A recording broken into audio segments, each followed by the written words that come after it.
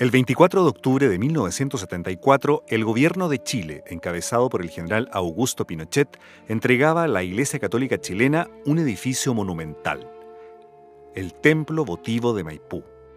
El templo, que simbolizaba la imagen de la Virgen con su manto y sus brazos acogiendo a su pueblo, era inaugurado en medio de la crisis más profunda que viviera la democracia y la república en el Chile del siglo XX. Paradojalmente, el proyecto surgido 40 años antes, en 1944, fue concebido por Juan Martínez Gutiérrez, un arquitecto que interpretó con sus monumentales obras las aspiraciones de solidez y grandeza de una república que a mediados del siglo XX se soñaba a sí misma en el camino del desarrollo y del progreso.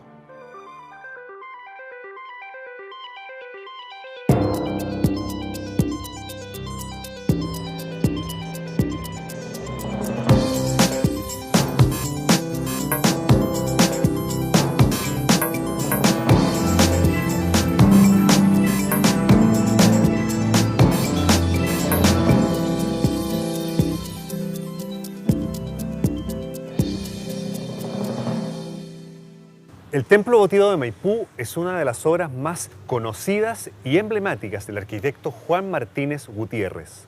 Nacido en el País Vasco, en la ciudad de Bilbao en 1901 y radicado en Chile desde los 8 años, se transformará desde los inicios de su carrera en uno de los creadores más relevantes de las edificaciones representativas del Chile republicano de la primera mitad del siglo XX.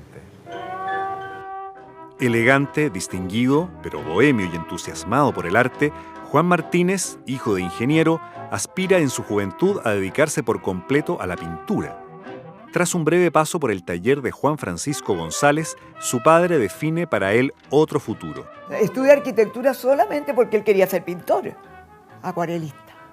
Y mi abuelo le dice que con la pintura iba a ser, no iba a poder mantener ni familia ni iba a poder subsistir. Entonces que estudie arquitectura y que la pintura la tenga como extra.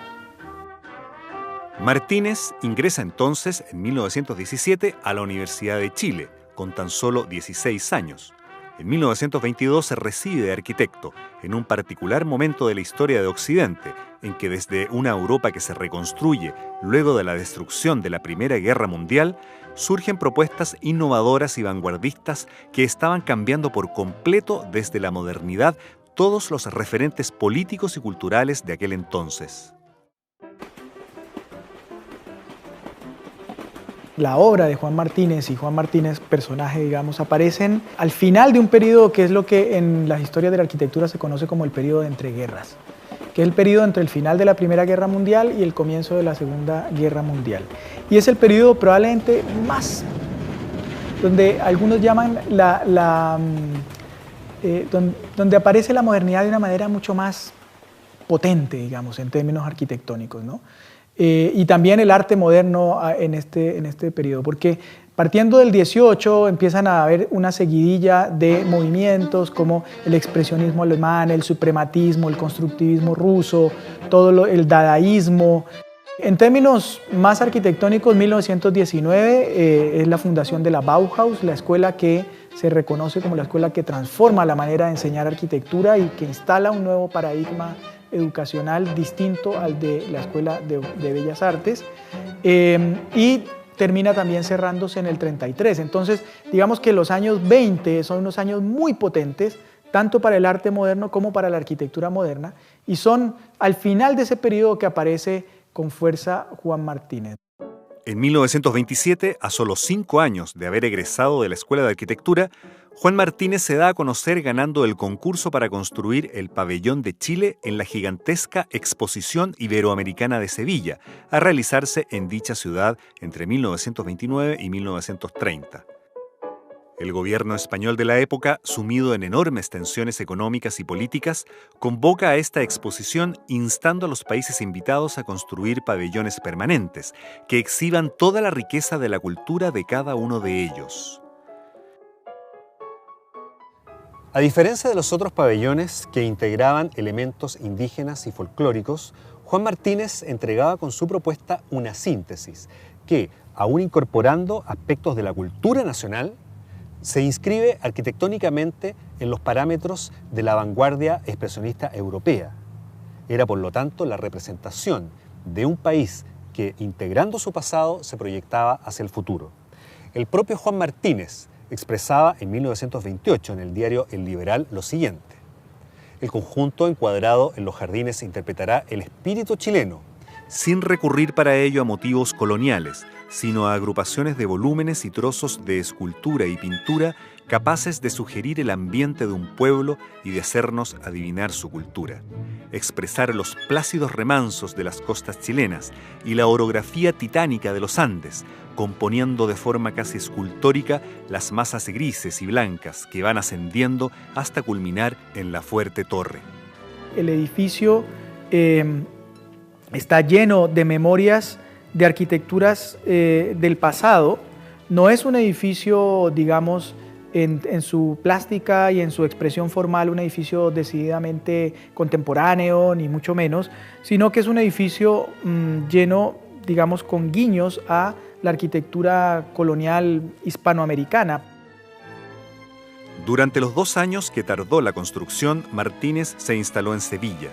Una vez concluidas las obras, decide quedarse a recorrer Europa y paralelamente prosigue su formación como arquitecto en Alemania. Allí conocerá las obras de Mies van der Rohe y Mendelssohn, 2 importantes exponentes del Bauhaus y que más adelante le servirán de inspiración. Sin ninguna atadura ni responsabilidad, financia sus viajes gracias a su talento como pintor de acuarelas. Cuando se termina esa obra el año 29, él decide quedarse en Europa en vez de volver a Chile.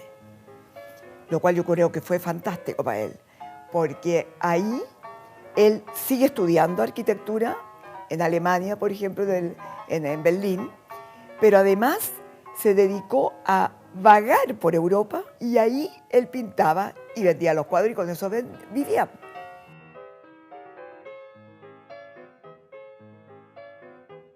Esa acuarela es San Sebastián, donde mi padre vivían sus tíos y sus primos cuando él construyó el pabellón de Chile en Sevilla.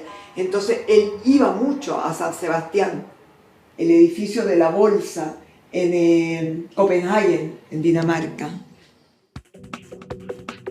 De regreso a Chile en 1931, Martínez es contratado como profesor de taller en la Escuela de Arquitectura de la Universidad de Chile.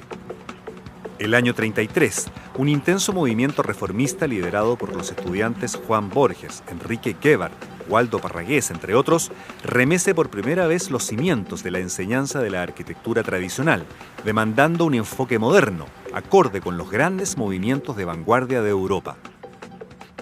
La autoridad del Beaux-Arts, al menos en Chile y particularmente en la Universidad de Chile, solo se va a poner en entredicho con el intento de revolución del año 33.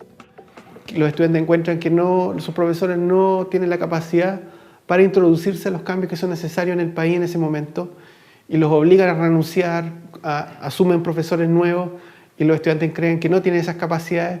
Hay un grupo de arquitectos jóvenes que ha partido de Europa por el año 30, entre esos Juan Martínez, y los estudiantes presionan para que ingresen rápidamente a la docencia y se da esa dinámica muy fuerte. La solución a la que se llega es poner a un director a cargo de la escuela que fuera un poco del consenso de todo el mundo y que lograra apaciguar estos ánimos exaltados. Y ese director es Juan Martínez. Él era profesor antes de irse a Europa el 29, profesor de esto que ya no es un pintor escultor, sino que arte incorporado a la arquitectura. Él ya era profesor de eso y cuando vuelve con una fuerza mucho más grande sobre ese mismo tema a retomar su clase y lo piden rápidamente como director de la escuela, los estudiantes. Él representa esas etapas tan interesantes en las que todavía no se es ni completamente una cosa ni la otra, ¿no es cierto? Es ese periodo un poco gris que se produce. Entonces, creo que tanto para los que estaban en contra del Beaux-Arts no podían acusarlo de que era un Beaux-Arts, pero los que querían la arquitectura, digamos, detestaban la arquitectura moderna, no podían decir que hacía arquitectura moderna. Entonces era un personaje que estaba en un territorio híbrido bastante conveniente para ese minuto, digamos.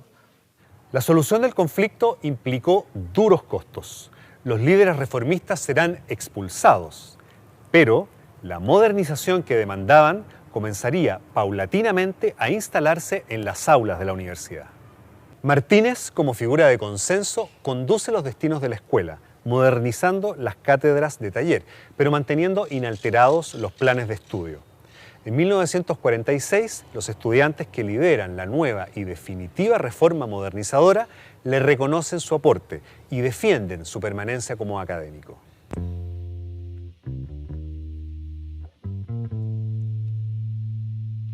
Cuando nosotros hicimos el cambio y hay un montón de profesores que simplemente se fueron y a otros tuvimos que pedirles que se fueran.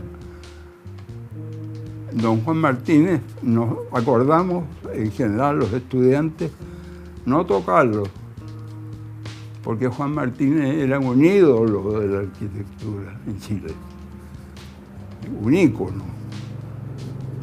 Y nosotros queríamos que siguiera, porque él tenía mucho más que dar todavía. Pero Juan Martínez, en cuanto al tema de la reforma, se puso neutral. Él hacía en realidad una arquitectura moderna, pero muy influida todavía por la formación clásica, que era lo que él había tenido. Pero la calidad de su trabajo está reflejada en esa cantidad de concursos que ganó. Los concursos que ganará Martínez a lo largo de su carrera otorgarán al arquitecto la fama de monumentalista y ecléctico. Sin embargo, eso era precisamente lo que ciertas instituciones emblemáticas de la República buscaban proyectar en sus edificaciones. La Universidad de Chile era una de ellas. Arraigada en lo más profundo de la tradición laica y republicana, la institución se veía a sí misma ligada indisolublemente al poder y al Estado. Cuando en 1936 Martínez postula su proyecto para la nueva Escuela de Derecho, compite con las nuevas generaciones de exalumnos de la Escuela de Arquitectura, algunos de los cuales habían sido expulsados en el movimiento del año 33. Este es el primer enfrentamiento entre el solitario y ecléctico Juan Martínez y los jóvenes arquitectos que propiciaban intransablemente la instauración de la modernidad. Cuando se hizo el concurso para la Escuela de Leyes, que es el año 36, como un edificio universitario, nadie pensó que tenía que ser estilo.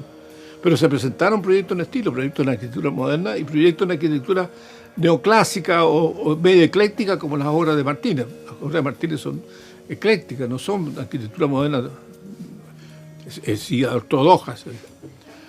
Ahí se presentó Waldo Parragués con un proyecto, Héctor Mardones con arquitectura moderna, más moderna que lo que se construyó.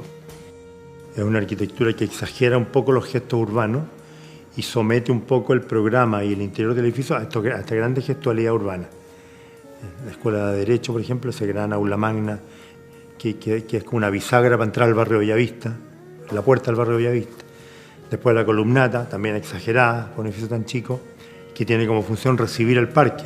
Es un parque lineal, ¿verdad?, que es paralelo al forestal y que es un parque que empieza en la estación Mapocho y que termina en este edificio. Entonces él, para recibir un parque, pone esa columnata. Entonces son gestos urbanos así como de potente. Después la curva de la columnata es también expresiva porque recoge la curva del puente. Ese puente lo corrigieron después. El puente original que está ahí tenía una pequeña curva. Y esa curva jugaba con la curva del Cerro San Cristóbal, que ahí se ve, ¿no?, hacia el fondo Pionono, y la curva del edificio. Hay una foto de Antonio Quintana, ¿no?, es un gran fotógrafo, que es magnífica, magnífica. Cómo recoge en esa foto el juego de curvas que decidió Juan Martínez. El cerro, la curva, el río, el puente, todo como la misma familia de curvas, una belleza. Entonces, claro, el tipo jugaba con esos gestos y era muy, muy, muy expresivo en eso. Era como que moldeaba el edificio como una plasticina así, con escala urbana. Tienen este gesto de mostrar mucho la estructura del edificio, es decir, que la estructura del edificio sea el elemento que establece una suerte de orden primario de la manera como uno percibe este edificio. Entonces hay un ritmo que es establecido por la secuencia de unos pilares, y esa es una actitud que los historiadores llaman del racionalismo, ¿no es cierto? O sea, mostrar, hacer evidente la estructura del edificio, que tiene no poco de de situaciones morales, porque se supone que no estás engañando a nadie, estás mostrando la verdad de cómo está hecho el edificio.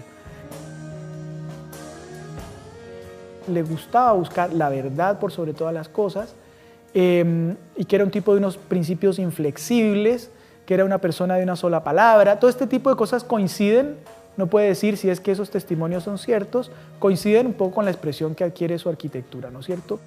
El lenguaje arquitectónico que Juan Martínez exhibió con la Escuela de Derecho le permitió seguir conquistando nuevos triunfos en los concursos de proyectos de dos de las instituciones que más requieren identificarse con los conceptos de verdad y de solidez doctrinaria, la Iglesia Católica y el Ejército de Chile.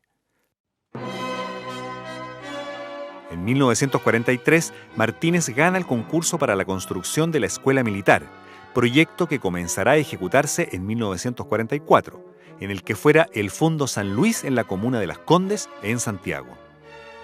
El monumental proyecto presenta como una de sus características arquitectónicas más innovadoras el hecho de exponer a la vista su estructura de hormigón y, una vez más, el extremo funcionalismo y la fusión en lo formal del modernismo con un estilo neoclásico, evidenciado en sus líneas arquitectónicas.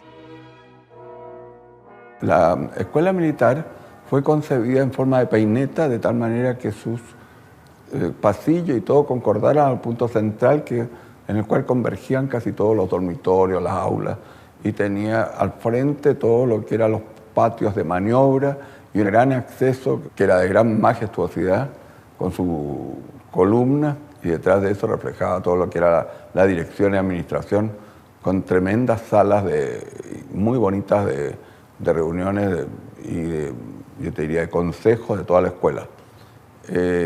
Por otro lado, se creaba todo un espacio para las caballerizas, por ejemplo, que también tenían que ver para los picaderos. Formaban un plan maestro muy claro, muy funcional, y que hasta el día de hoy yo creo que refleja el carácter que tenía el mismo don Juan. Buscaba materiales nobles y no quería esconder la estructura de todo su diseño. Por lo tanto, lo que refleja también la facultad de la Escuela Militar, la Facultad de Medicina, es que reflejan lo que él estimaba como materiales nobles.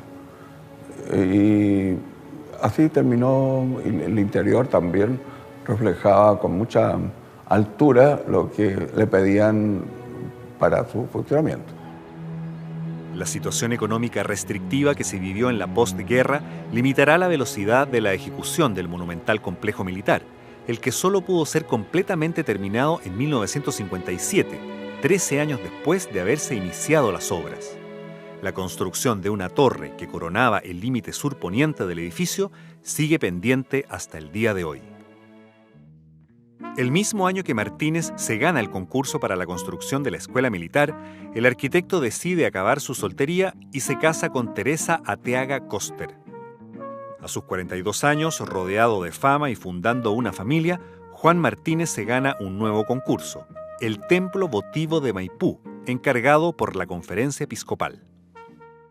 El Templo Votivo yo lo tomé cuando ya estaba en su fase de construcción a media altura. Y bueno, también eso refleja la sensibilidad que tenía don Juan como arquitecto. Su manto protector que diseñó reflejaba sus condiciones de artista, te diría yo, y lo hizo muy bien. Hay una figura como la Virgen envuelta en un manto que vuelve hacia atrás y derrama su majestuosidad y cubre todo lo que son los accesos y acoge de alguna manera el acceso hacia él. Eran obras enormes. Lo que pasa es que el Templo Votivo Maipú se hacía nada más que con colecta, con la gente que daba colectas. Y además consiguieron una polla anual, pero después de muchos años. Y se inauguró el 74, sin estar totalmente terminado.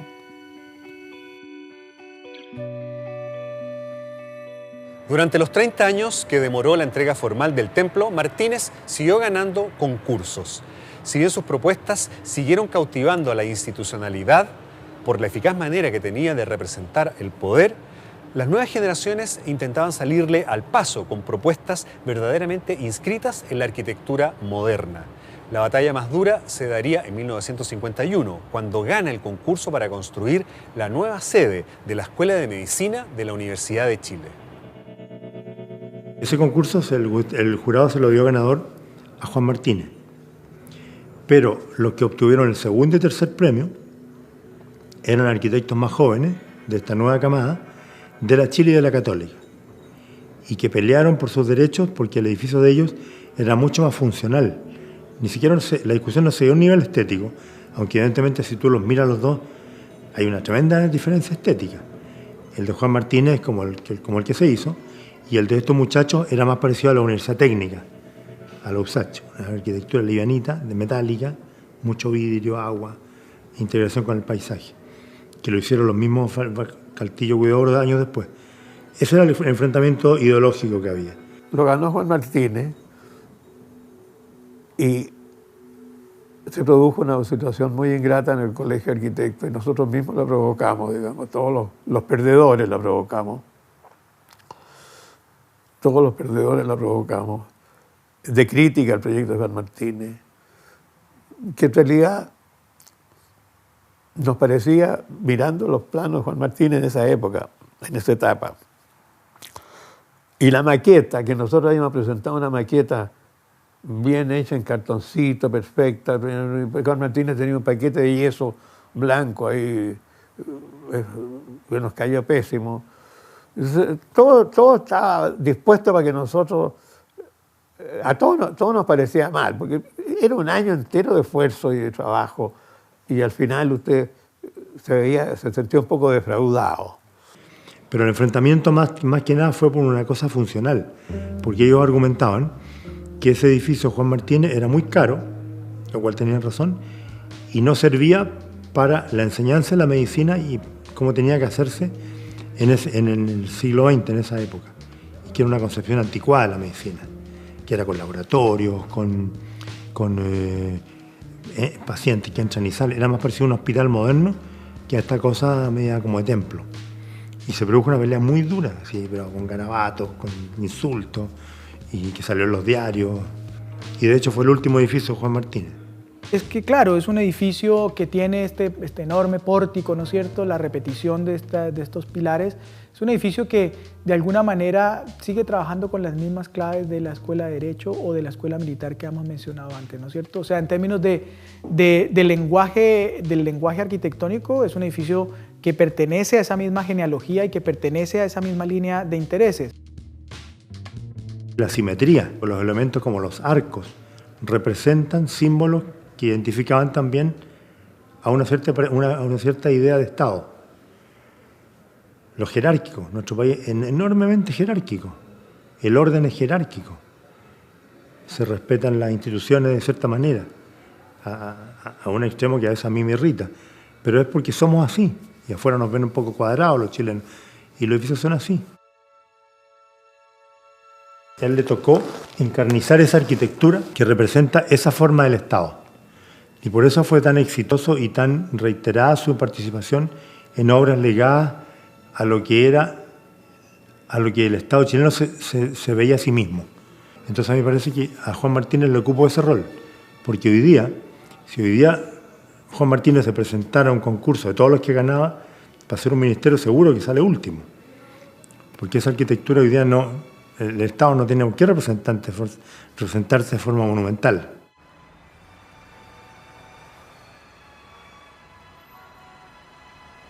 A pesar de las diferencias, Juan Martínez siempre fue respetado por los arquitectos de todas las generaciones por su rigurosidad profesional y su activa participación en el ámbito gremial y académico. Siendo decano de la Facultad de Arquitectura, renuncia en 1963, junto a la casi totalidad de los profesores, en apoyo a una nueva reforma modernizadora, ganándose el respeto de quienes aún podían dudar de su apego a la modernidad. Él no entendía o no tenía el equipo para trabajar como con los conceptos de la gente joven de los 50 o 40, pero sí los apoyaba como decano para que hicieran sus cambios en los 60, los apoyaba con el Colegio de Arquitectos y se volvió así una figura fundamental que fue construyendo esos puntos de referencia para ir más adelante. Un carácter fuerte, un sentido totalizador del trabajo y la intuición profesional del poder marcaron su personalidad, pero la necesidad de autonomía y de libertad personal que exhibe ya desde su juventud hicieron de Juan Martínez un creador solitario, que sin embargo supo cultivar la amistad y admiración de quienes trabajaron con él. Siempre trabajó solo.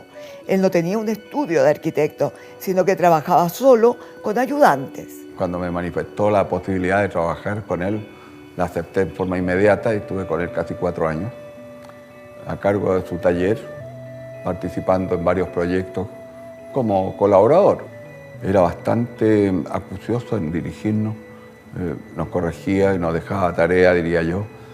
Gringo, me decía a mí, tú te encargas de tener esto a tiempo, pero era una personalidad que todos pensábamos muy dura en su vida de oficina, era tremendamente agradable.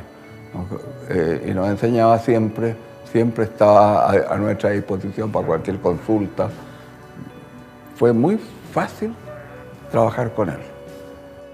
En 1969, Juan Martínez recibe el Premio de Honor del Colegio de Arquitectos de Chile, premio equivalente al Premio Nacional de hoy en día.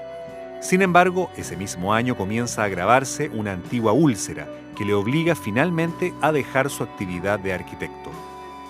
Ya retirado y con su salud muy deteriorada, Juan Martínez delega en el arquitecto Rodrigo Márquez de la Plata la finalización del templo votivo de Maipú. El 24 de octubre de 1974, tras haber pasado 30 años desde que lo concibió, un emocionado Juan Martínez debió ver por televisión la ceremonia inaugural que cerraba el último capítulo de su exitosa carrera. 15 meses después, el arquitecto fallecerá, el 31 de enero de 1976. Le sobreviven sus acuarelas, el legado de rigor profesional que dejó a sus alumnos y discípulos y sus edificaciones, que nos hablan de un país que soñó su grandeza y su solidez proyectándola desde la arquitectura.